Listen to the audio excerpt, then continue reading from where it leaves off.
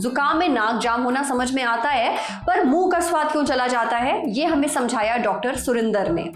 Doctor Surinder बताते हैं कि हमारी जीभ पर बहुत सारे छोटे छोटे उभार होते हैं, इन्हें पैपले कहा जाता है। हर पैपले में टेस्ट बड्स होते हैं। अब हर टेस्ट बड में 50 से 100 टेस्ट रिसेप्टर सेल्स होते हैं।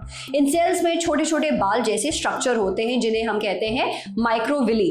ये माइक्रोविली खाने पीने की चीजें में मौजूद केमिकल्स के संपर्क में आते हैं और फिर टेस्ट रिसेप्टर सेल्स इन केमिकल्स की जानकारी नर्व्स के जरिए दिमाग तक भेजते हैं।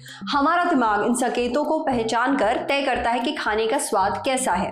अब इस खाने के स्वाद में हमारी नाक की भी भूमिका रहती है। देखिए, जब हम खाना खाते हैं तो खाने से खुशबू निकलती है। ये खुशबू नाक और गले को जोड़ने वाले हिस्से नेसोफेरिंक्स से होकर नाक तक पहुंचती है।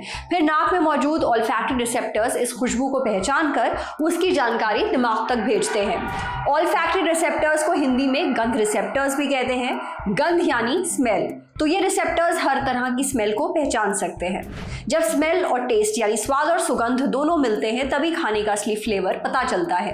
मगर जब जुकाम होता है तो नाक में मौजूद झिल्ली में सूजन आ जाती है, बलगम भी ज्यादा पैदा होता है जिससे नाक के रास्ते बंद हो जाते हैं। इससे खाने की जो स्मेल है वो ऑल्फैक्टरी रिसेप्टर्स तक नहीं पहुंच पाती। नतीजा, दिमाग को खाने की स्मेल का पता नहीं चल पाता है, इसलिए खाने का स्वाद पूरी तरह पता नहीं चलता और हमें खाना बेस्वाद और फीका लगने लगता है।